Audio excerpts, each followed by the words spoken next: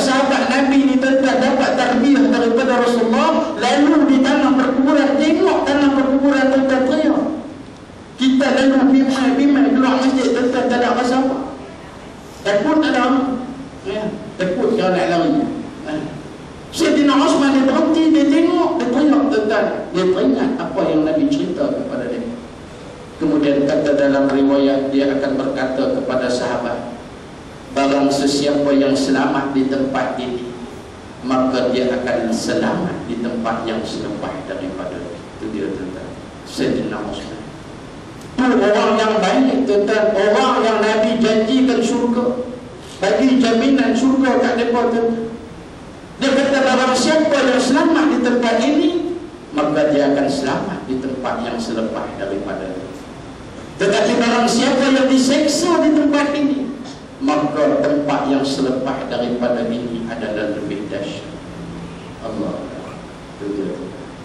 Sahabat dia banyak tuan-tuan, banyak diri, banyak orang tuan-tuan. Itu dia nilai sahabat. Dan kalau kita renung tuan-tuan, sebab itulah dalam satu riwayat menceritakan Umar Abdul Aziz dibunyikan orang yang dia kasih. Tiba-tiba habis baca doa tuan-tuan, kubuk bercakap. Kubuk bercakap dengan Umar Abdul Aziz. Kita tak dengar tuan-tuan. Nabi lalu di tanah perkuburan, Nabi dengar kubuk bercakap. Allah Ta'ala bagi dekat Nabi. Umar Abdul Aziz, Allah Ta'ala izinkan dia mendengar kubuk bercakap tuan-tuan. Kita pasal apa tak dengar tuan-tuan? Pasal bukan maqam kita untuk mendengar. Maka kita dengar kubur cakap tuan-tuan, tuan lari. Siapa orang tak pergi kubur orang? Hak mati pergi sendiri. Hak lain pakai takut. Sayyidina Umar Abdul Aziz tuan-tuan, bila mana dia dengar kubur berkata kepada dia, kubur kata, hey Umar Abdul Aziz, tahu tak apa yang akan aku buat kepada orang yang engkau kasihi? Dia tanya, apa yang kamu nak? Kubur kata, akan aku carikan kain kafan, akan aku hisap darah, akan aku ceraikan daging dia daripada tulang-tulang dia. Dia dengar tu tuan-tuan. Dia tanya, dia tanya dekat orang ramai yang ada di situ. Dia kata, dengarlah sekalian manusia, jangan lagi kamu tertipu dengan urusan ini. Itu dia. Takut main dalam diri itu. Allah. Itu Umar Abdul Aziz. Sebab tu tuan-tuan, bila mana kita ni orang alim dia ajak doa, kita pernah baca tuan-tuan. Antara doa ni kadang-kadang dalam tahiyat akhir, habis kita baca fil alamin innaka hamidum majid, ada orang baca Allahumma ya muqallibal qulub tsabbit qalbi ala dinik wa ala ta'atik.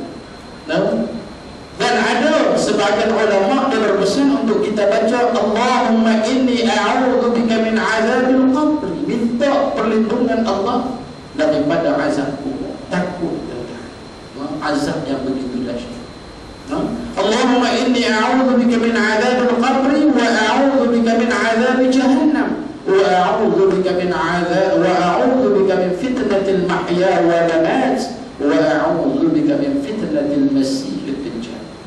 Semua ni kita nak kena minta perlindungan Allah tuan-tuan. Ya Allah, peliharalah aku daripada azab kubur yang sangat dahsyat, dan peliharalah aku daripada azab neraka jahannam, dan peliharalah aku daripada fitnah semasa hidup dan selepas mati, dan peliharalah aku daripada fitnah Dajjal. Takut dengan penipuan Dajjal. Ada setengah ulama dia buat fitnah ketika hidup dan selepas mati. Nampak orang bercerita keburukan kita tuan-tuan, na'udzubillah. Dan selepas mati orang bercerita kejahatan kita, keburukan kita, na'udzubillah. Fitnah buruk ni ada dua tuan-tuan. Sama ada fitnah siksaan azab itu, atau setengah pandangan mengatakan fitnah yang orang berbawa selepas kita mati, orang bercerita keburukan kita. Sebab tu kita kena baca doa tuan-tuan. Doa yang dibaca oleh Nabi Ibrahim alaihissalam, Rabbi habli hukma wa alhiqni bis salihin. waj'alni lisana sidqin fil akhirin. Ada dalam Quran dan ayat doa.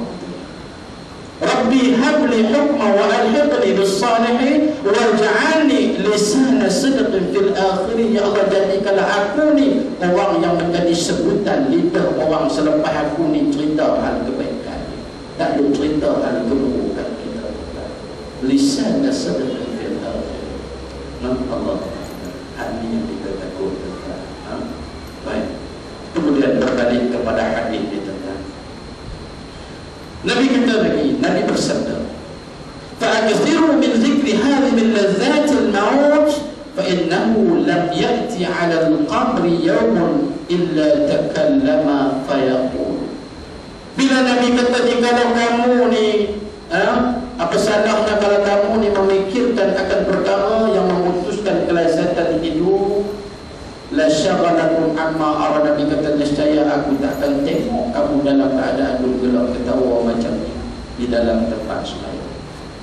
Kemudian Nabi kata, perbanyakkanlah ta'aksiru, perbanyakkanlah. Nabi kata, memikirkan akan perkara yang memutuskan kelezatan hidup, al-maut. Nabi sebut, fa'aksiru min zikri hadhihi min ladzatil maut, perkara yang memutuskan kelezatan hidup. Sebab apa Nabi suruh sahabat-sahabat fikir ni? Sebab Nabi kata, fa innahu lam ya'ti 'ala al-qabri yawmun illa takallama fayaqulu. Kubur ni setiap kali, kata Nabi, kita lalu di tanah perkuburan, maka kubur ni tidak lain dan tidak bukan akan berkata kepada kita. Nabi kata kubur ni bila mana kita lalu di tepi dia, dia akan berkata kepada kita, cuma kita dia tak dengar. Kubur ni kita lalu ke tepi ni, tentang dia menyeru manusia, illa takallama fayaqulu, kata Nabi. Kubur berkata, yang pertama kubur kata, ana baitul ghurba, aku ni rumah pengasingan. Baitul ghurba. Manusia, ingatlah bila mana kita lalu tepi kubur ni, ingat pesan Nabi ni. Kubur berkata kepada kita, hai manusia, ingatlah aku ni ana baitul ghurba, aku ni rumah pengasingan. Rumah pengasingan, terasing kita daripada kehidupan dunia, terasing kita daripada keseronokan dunia, terasing kita daripada anak dan isteri kita yang kita tinggalkan. Ini yang kata ana baitul ghurba, rumah pengasingan. Yang kedua, kubur akan kata ana baitul wahda, aku ni rumah perseorangan, rumah persendirian, baitul wahda. Ingat manusia, tentang bila kita lalu, kita teringat hadis ni tentang lalu tepi kubur, kita pergi hantar sahabat-sahabat yang dah pergi dulu pada kita, tentang kita ingat pesan Nabi ni. Kubur berkata, ana baitul wahda, aku ni rumah perseorangan, persendirian. Tuan-tuan bayangkan, kita duduk atas dunia ni, tuan-tuan, bila main perasaan takut, kita duduk sorang-sorang di rumah, kita boleh lari, tuan-tuan, di rumah mak ayah kita. Kita pergi rumah tumpang, pergi rumah api tumpang, rumah sahabat boleh, tuan-tuan. Tak boleh kita telefon kawan, ramai teman aku Ustaz malam ni, rasa takut. Tapi duduk dalam kubur, tuan-tuan, sunyi ke, takut ke, mau ke tak mau ke, kita kena menghadapi keadaan itu. Allah. Kemudian yang ketiga, kubur akan berkata, ana baitul turab, aku ni rumah daripada tanah semata-mata. Allah. Aku ni daripada rumah daripada tanah semata-mata, baitul turab. Kalau kita renung tentang, kalau difikirkan dengan mata kita tentang, kita tengok mata kita fikir tentang, kita lebih tanam orang mati, ada apa kata tidak dalam Tuhan? Semata-mata tanah. Kita ni hanya akan dibaluti dengan kain kapan, 3 helai kain kapan, hantu tuan-tuan. Itu pun kain kapan akan hancur. Yang tinggal jasad kita, jasad pun akan hancur, tuan-tuan. Kecuali orang-orang yang Allah Ta'ala bagi jaminan pada dia, orang yang menghafaz Quran, tuan-tuan. Tak rugi kalau kita ajar anak-anak kita menghafaz Al-Quran. Bukan takat jasad tidak dimakan, tuan-tuan, malah dia juga boleh memberi syafaat kepada 10 orang ahli keluarga dia, mak ayah dia tuan-tuan. Allah. Anak-anak ni kita nak kena bagi dia faham benda tu, baru dia cinta pada Al-Quran. Saya biasa tanya satu pelajar, kita buat temu juga untuk program Ulul Albab. Hak dia semua mengapai sangkut. Tiba-tiba satu budak kecil dia darjah 6 nak naik tingkatan 1, nak masuk program Ulul Albab, hafaz Quran. Bila kita test ayat yang kita bagi pada dia tentang, dia boleh baca dengan lancar. Kita test surah lain, dia boleh hafal tentang. Test lagi juzuk yang ketiga, dia boleh hafal. Kita tanya dia, dah dihafal berapa juzuk? Dia kata 17 juzuk. Tu dia tentang tingkatan, nak masuk tingkatan 1. Baru darjah 6 nak naik tingkatan 1, hafal 17 juzuk tentang. Nak pergi temu juga di Kota Putra, Malaysia Kota Putra, untuk nak masuk program Ulul Albab. Hafal 17 juzuk dah tentang. Baru darjah 6 nak naik tingkatan 1. Saya tanya dia pasal apa pilih program ini. Pelajar-pelajar lain tentang apa kita mak suruh, ayah suruh, minat, sono, dia tak jawab macam tu tentang. Dia kata apa? Dia kata saya hafal Quran ya Ustaz, dengan tujuan satu hari nanti di akhirat saya boleh bagi syafaat dekat mak dan ayah saya. Allah. Kami benar temu-temu di pendidik yang mata dengan jawapan nak dia bagi itu tentang Allah. Maknanya dia hafal 17 juzuk, dia faham apa tujuan dia hafal Al-Quran. Hak ni kelebihan orang yang hafal Quran. Allah. Kemudian tuan-tuan, yang keempat, umum akan berkata, wa ana baitud dur, aku ni rumah daripada ulat semata-mata. Dur, ulat tuan-tuan. Aku ni rumah yang dipenuhi oleh ulat tuan-tuan. Bukan takat ulat tuan-tuan yang duduk di dalam tanah sana. Segala cacing, segala lipat, segala gala jengking, segala ulat dan sebagainya tuan-tuan. Allah. Nabi hafal dekat sana. Apa yang umum sentiasa peringat kepada kita. Allah. Kemudian tuan-tuan, kalau kita renung dalam riwayat yang lain, saya pernah baca dalam satu buku, satu kitab, disebut dalam satu riwayat, banyaklah pesanan-pesanan Rasulullah kepada Sayyidina Ali dalam kitab itu. Tapi ada satu riwayat mengatakan kepada kita, umum ni akan memberi peringatan kepada kita akan 5 perkara. Dalam hadis Abi Sa'id Al-Khudri ini menceritakan kubur, dia pesan dekat kita 4 perkara. Tetapi dalam riwayat yang lain ada menceritakan kubur ni dia peringat kepada kita akan 5 perkara. Yang pertama dia kata, wahai manusia, aku ni umum yang terpencil. Ingatlah manusia, aku ni umum yang terpencil. Kalau nak rasa lapang berada di dalam aku, rasa selesa, rasa tenang, rasa lapang, perbanyakkanlah kamu membaca Al-Quran. Itu dia.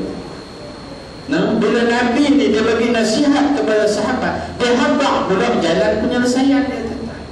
Jalan penyelesaian dia, kita kena baca Al-Quran. Sebab tu kita tengok dalam hadis yang lain, Nabi selalu peringatkan kepada kita, Iqra'ul Quran fa innahu ya'ti yawmal qiyamati syafi'an li ashabi. Bacalah Al-Quran, kata Nabi, sesungguhnya Al-Quran akan datang pada hari akhirat syafi'an li ashabi, nak bagi syafaat dan kepada orang yang mendekati dia, orang yang baca. Kemudian yang kedua, umum berkata kepada kita, tuan-tuan, aku ni rumah yang gelap, maka terangilah aku dengan salat di tengah malam. Itu dia. Aku ni rumah yang gelap, tuan-tuan, tak ada orang hantar lampu, kirim main lampu kat kita bila kita duduk dalam kubur, tuan-tuan. Telah hantar lampu pun tidak ada maknanya kepada kita. Tetapi Nabi kata, bangunlah sembahyang di tengah malam. Nak terang kubur kita, tuan-tuan, jalan penyelesaian dia bukan LNN, bukan TNP, tuan-tuan, tapi jalan penyelesaian dia ialah bangun di tengah malam. Kalau kita renung diri kita, tuan-tuan, malu.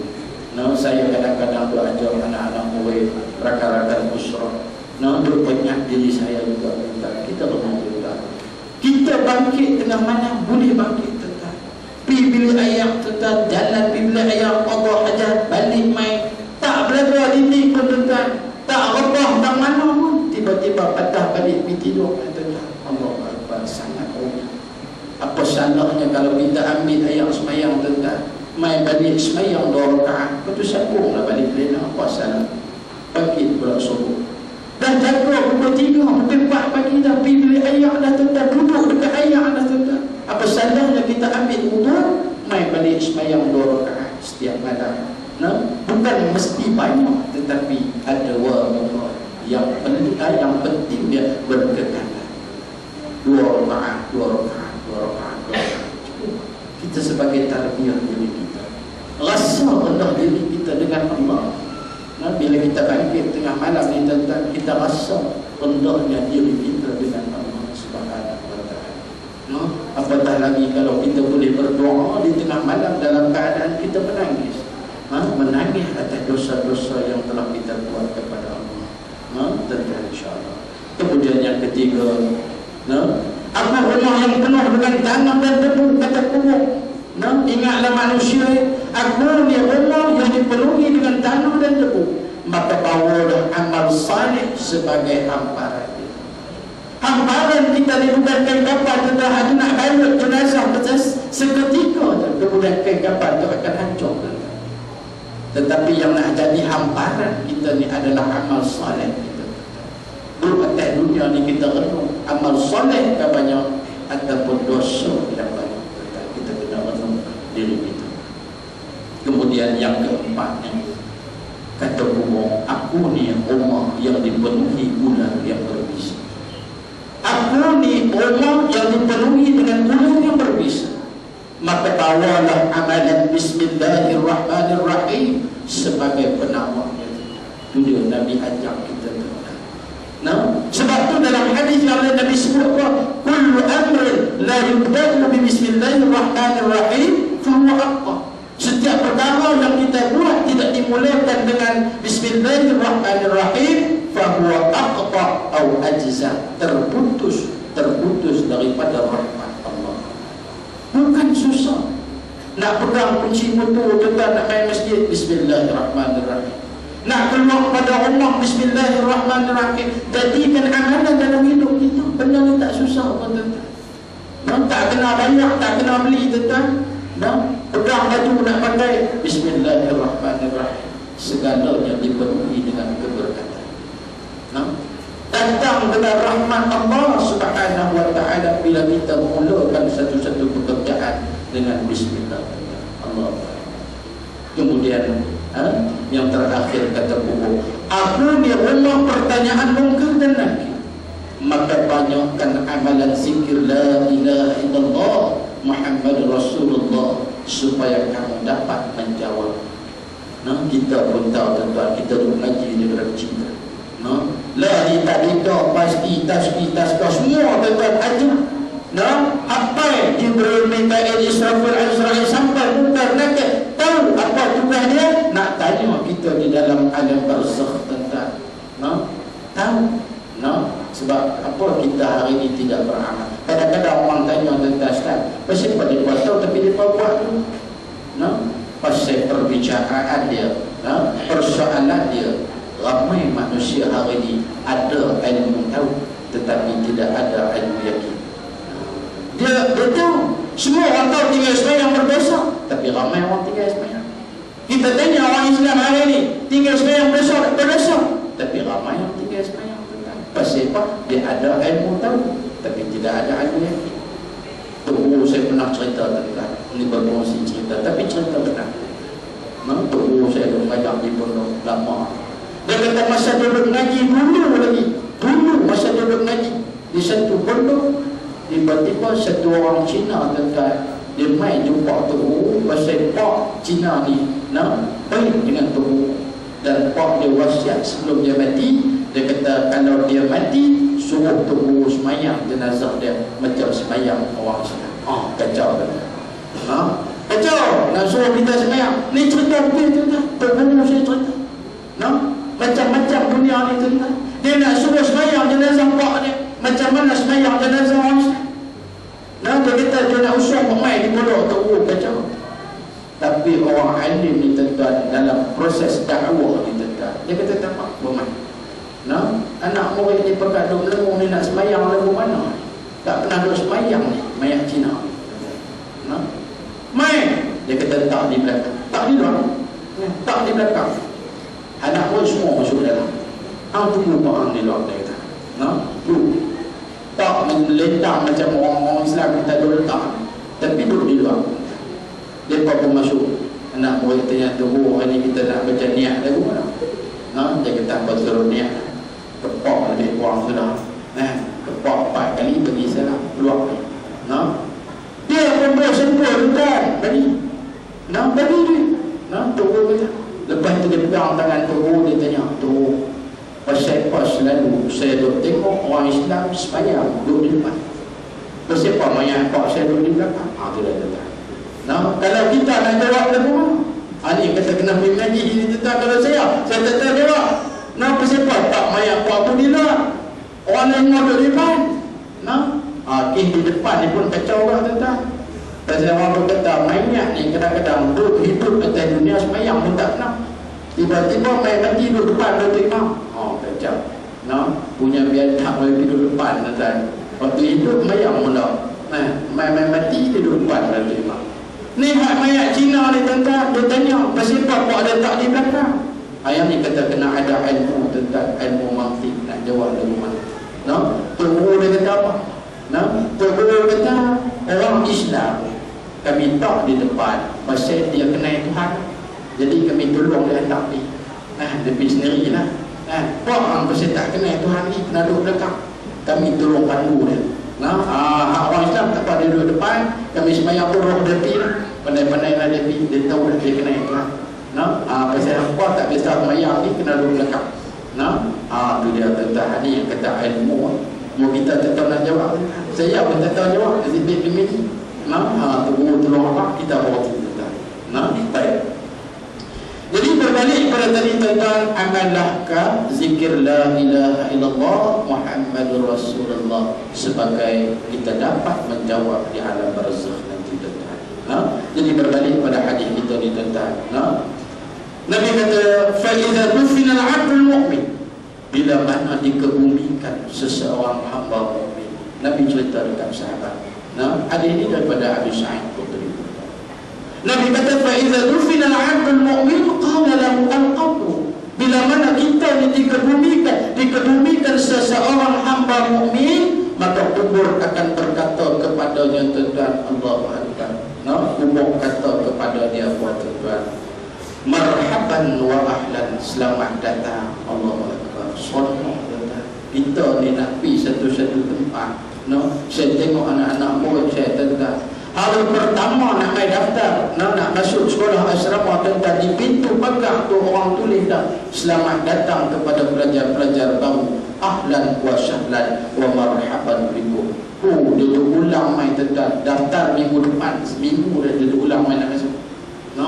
Pasal apa? Pasal orang duk mengalu-alukan kedatangan. Kita tuan, kata Nabi di sini dalam hadis ini, bila mana dikebumikan hamba mukmin, orang yang mukmin tuan, baru dia dapat ucapan marhaban wa ahlan, selamat datang. Dan tubuh akan kata lagi, ama in kunta la ahabba man yamshi ala zahri ilayya fa in walituka al-yawma wa sirta ilayya fasatara sani'i bika. Kata tubuh, sesungguhnya kamu, ama in kunta la ahabba man yamshi ala zahri ilayya, sesungguhnya kamu ni orang yang paling aku kasih berjalan di atas muka bumi. Kasih dia, kita berjalan atas belakang dia lagi, dia kata kamu ni orang yang aku kasih berjalan di atas belakang aku. Allah. Siapa aku mau kasih ni tuan? Mudah je kita ambil konsep orang yang bertakwa. Itu yang tu imam selalu sebut hari Jumaat, ittaqullah, ittaqullah, ittaqullah, usikum wa iyaya bitaqwallah faqad faza al-muttaqin. Nak jadi orang bertakwa ni tuan, kita nak sebut takwa, apa dia yang dikatakan takwa, nak kena faham. Tanya di sekolah, apa dia konsep takwa? Sebut dia takwa. Jadilah orang yang bertakwa bertakwa, jadilah orang yang bertakwa. Takutlah kamu kepada Allah, ittaqullah. Tapi apa dia yang dikatakan konsep takwa? Kalau mengikut kefahaman yang diberikan oleh Sayyidina Ali karramallahu wajhah, dia kata takwa itu al-khawf ila al-jannah. Nak jadi orang yang kuat kasih berjalan di atas belakang dan itu kena jadi orang yang bertakwa. Takwa ni apa? Al-khawf ila al-jannah, takut kepada Allah. Takut kepada Allah ni, takut akan azab Allah. Kalau ulama-ulama ni tuan-tuan, wali-wali Allah, orang-orang alim ni, dia takut pada Allah ni macam mana tuan-tuan? Dia takut dalam kehidupan dia terbuat perkara-perkara yang berdosa. Hak tu yang dia takut. Nak buat benda salah ni takut tuan-tuan. Nak buat benda maksiat takut tuan-tuan. Allah. Sebab apa kita nak ditanya di akhirat esok? Tangan kita Allah Ta'ala tanya, apa yang kita buat Allah Ta'ala tanya, no? Segalanya Allah Ta'ala tanya, tuan-tuan. Buat berislam atas dunia ni Tuhan tanya, tuan-tuan. Allah al-khawf ila al-jannah. Dan ulama-ulama ni tuan-tuan, dia bukan takut nak buat maksiat, tetapi dia takut dalam kehidupan dia, takut ada perkara yang Allah Ta'ala perintah dia tak terbuat. Takut perkara hak Tuhan suruh tu dia tak terbuat, tak terlaksana atas dunia, dia takut. Hak ni yang kata al-khawf ila al-jannah. Wal amalu bitanzil, dan beramal dengan apa yang diturunkan dalam Al-Quran. Hak tu yang kata takwa, tuan. Dah takut pada Allah, beramal dengan apa yang ada dalam Quran, tuan-tuan. Bukan boleh beramal setengah tinggal setengah. Al-Quran ni nak kena pegang, nak kena yakin segala isi yang ada dalam dia, kena pegang dan beramal sungguh-sungguh. Wal amalu bitanzil wal ridha bil qalil, dan yang ketiga sifat takwa ni ridha dengan yang sedikit. Dapat sikit alhamdulillah, dapat banyak alhamdulillah, diuji dengan sakit alhamdulillah, Allah Ta'ala uji. Sihat alhamdulillah, Allah. Wa ridha bil qalil. Dan yang keempat wal isti'dad li yaumir rahil, dan buat persiapan untuk menghadapi hari kemudian, hari rehat kita esok. Apa persiapan kita untuk atas muka bumi ini? Cukup ke tak lagi? Sebab tu bila duduk dalam masjid jangan berfikir soal dunia, tuan-tuan. Fikirlah tumpu ibadah kepada Allah. Mai mengaji, cari ilmu macam mana aku nak sempurnakan ibadah kepada Allah. Macam mana nak jalan hukum Allah, macam mana nak melaksanakan perintah Allah. Aku kita nak kena fikir, tuan-tuan. Allah. Kemudian tuan-tuan, itu ciri-ciri orang bertakwa. Hak tubuh kasih berjalan di atas muka bumi ni. Orang yang sentiasa main masjid, tuan-tuan, main beribadah di masjid, main cari ilmu, langkah kaki pijak atas belakang bumi dengan tujuan ibadah kepada Allah. La ahabba may yamshi ala zahri al-layl. Hak jenis ni, hak tubuh kata dia kasih. Bila mana kasih ni, tuan-tuan, dia kata apa? Fa'il walidukal yawma wasulta ilayya. Hari ini urusan kamu telah diserahkan kepada. Itu dia, tuan-tuan. Kita duduk atas dunia ni, urusan dunia Allah Ta'ala serahkan kita, tuan-tuan.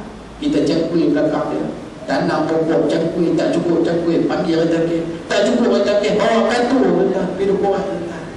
Korek belakang bumi ni, tuan-tuan. Allahu Akbar. Dia kata hari ni urusan kamu pula diserah kepada aku. Dia tukar, tuan-tuan. Allah urusan dunia Allah Ta'ala serahkan kita buat. Boleh buat. Kita nak tanam ke, nak cucuk tanam, nak buat rumah, tuan-tuan, buat. Tapi isu masuk dalam alam barzakh, urusan kamu telah diserahkan kepada aku, kata Allah.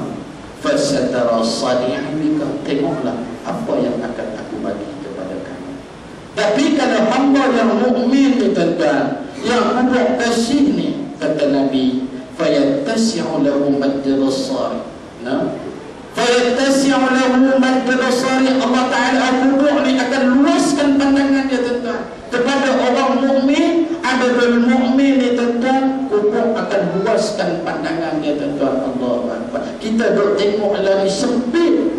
tapi hakikat dan Allah Ta'ala bagi lapang tetap kepada orang-orang. Kemudian wa yuftahu lahu babun ilal jannah, dan kubur ni dia akan buka pintu dia nampak syurga Allah Ta'ala. Allah Ta'ala nampak syurga Allah ni, hilang rasa hak perseorangan, hilang rasa kesunyian, hilang rasa takut tu dalam kubur ni tuan-tuan, bila mana Allah Ta'ala nampakkan bagi dia syurga Allah. Saya buat bayangan, bandingan ni tuan-tuan mudah. Kalau kita duduk atas dunia ni tuan-tuan, duduk teringin nak pergi Baitullah, nak pergi tengok Baitullah, teringin nak pergi Mekah ni tuan-tuan ni, dalam hati ni tak sangka ada teringin tuan-tuan.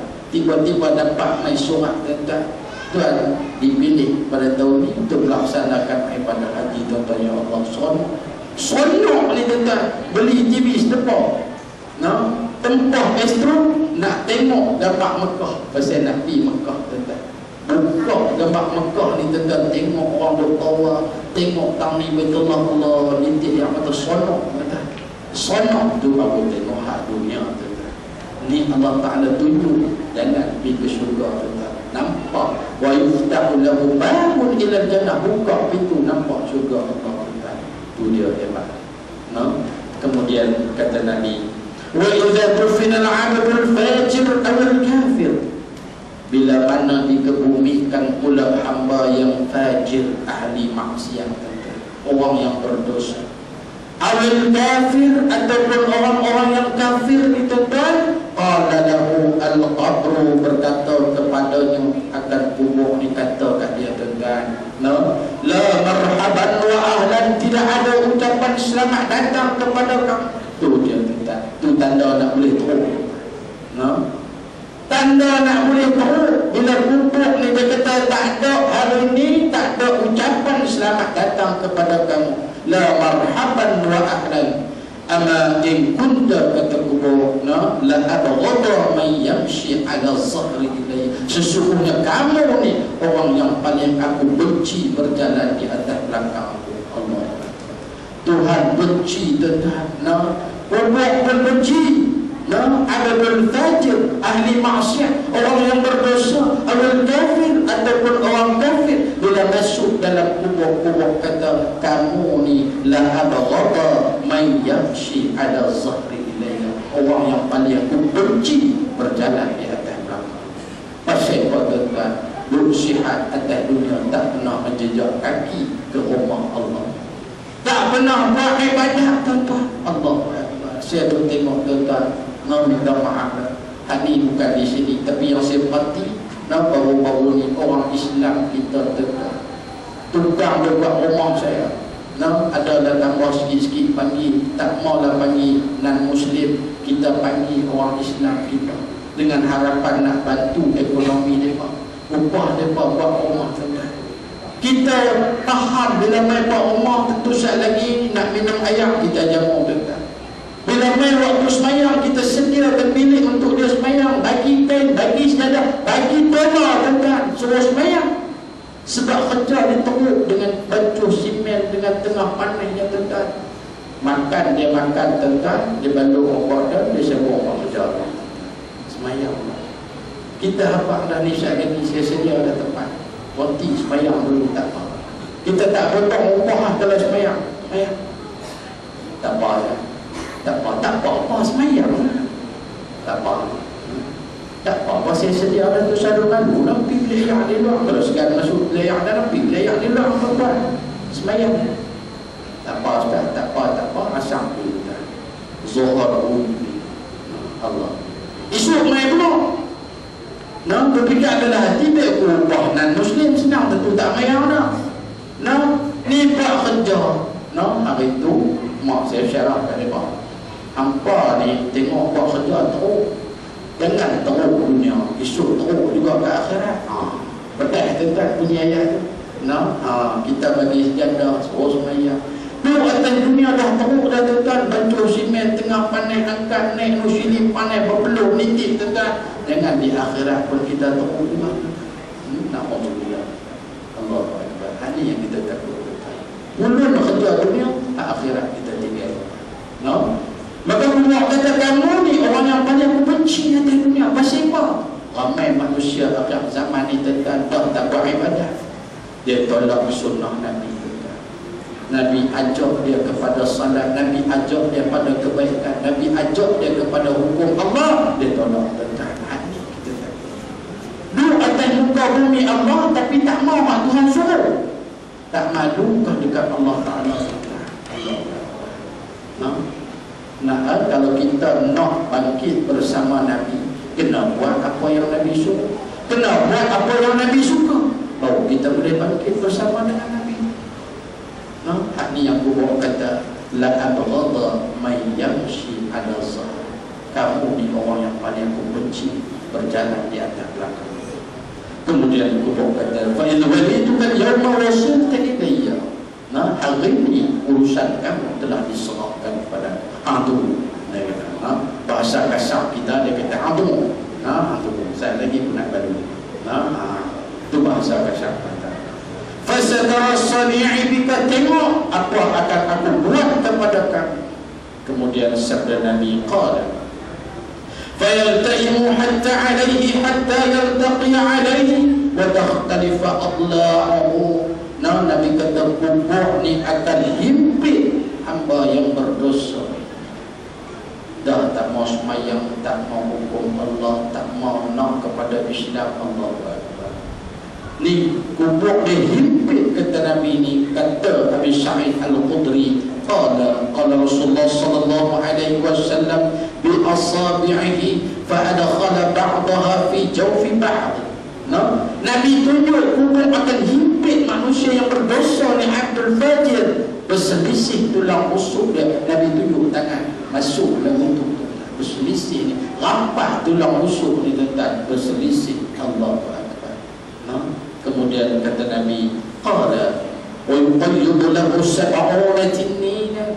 Bukan takat kena himpit dengan kubur berselisih tulang rusuk, tetapi dihantar pula wa yuqayyidu lahu sab'una tinina, 70 ekor ular yang berbisa. Dihantar kepada kita 70 ekor ular yang berbisa ni tuan-tuan. Na'udzubillah. Lau anna wahidan minha nafakha fil ardi, kata Nabi, kalaulah salah sekor, bukan 70, tapi kalaulah salah sekor daripada ular ni disempuk bisa dia di atas muka bumi, nescaya mati, kata Nabi. Ma abadat syai'an ma baqiyatid dunya. Mati segala tumbuhan. Nah, apa kata bisa ni ular tadi ni. Mati segala tumbuhan sehingga akhir umur dunia. Tak tumbuh dah tanaman tu tuan. Allah.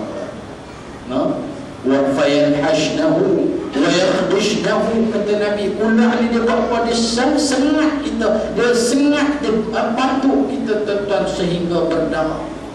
Fayanhashnahu wa yakhdishnahu hatta yufdha bihi ila al-hisab, sehinggalah kita dihisabkan di hadapan Allah Subhanahu wa taala. Dan setengah riwayat kata sehingga kita ni berdiri di hadapan Allah, bertemu dengan Allah Subhanahu wa taala. Allah. Lama mana nak kena hisab ni tuan-tuan? Wallahu a'lam. Nak pergi dulu pada kita dah. Saudara-saudara yang pergi dulu daripada kita nak tunggu menghadap Allah lama mana? Wallahu a'lam. Kita pun tak tahu apa nak jadi pada nasib diri kita. Sebab tu kita baca hadis ni nak ambil peringatan. Kemudian kata Abi Sa'id, qala Rasulullah sallallahu alaihi wasallam, Nabi buat kesimpulan dalam sabda Nabi sallallahu alaihi wasallam. Nabi kata, innamal qabru rawdatun min riyadil jannah aw hufratun min hufarin nar. Sesungguhnya kubur ni, ingatlah manusia, sesungguhnya kubur ni boleh jadi satu taman daripada taman-taman syurga, dan kubur ni juga boleh jadi satu lubang daripada lubang-lubang neraka. Na'udzubillah. Sebab tu kita tentang kita duduk sembahyang jenazah, kita tidak pernah bertafakur. Masa jenazah masuk mai tuan, bila letak jenazah, sepatutnya orang yang berada di situ, dia tengok jenazah tu, dia bertafakur seketika. Kita fikir apa nak jadi kita. Satu hari aku pun akan pergi macam ni. Satu hari aku pun akan duduk dalam tubuh. Satu hari aku akan diusung oleh manusia. Nah, kita bertafakur akan diri kita. Nah, fikir tengok apa nak jadi dekat kita. Dan bila mana imam membaca doa tuan-tuan, patut doa tu pun dah masuk dalam jiwa kita. Allahumma bihaqqi Muhammad wa ali Muhammad an la tu'adzib ala hadzal mayit. Allahumma ja'al qabrahu rawdatan min riyadil jannah. Ya Allah, jadikanlah kubur ini sebagai satu taman daripada taman-taman syurga. Wa la taj'al qabrahu hufratan min hufratin nar. Ya Allah, jangan Engkau jadikan kubur ini satu lubang daripada lubang-lubang neraka. Saya pergi sembahyang jenazah tuan-tuan, mak sahabat saya, dia jadi imam sendiri tuan-tuan untuk mak dia. Bila mana dia baca doa tuan-tuan, dia teriak.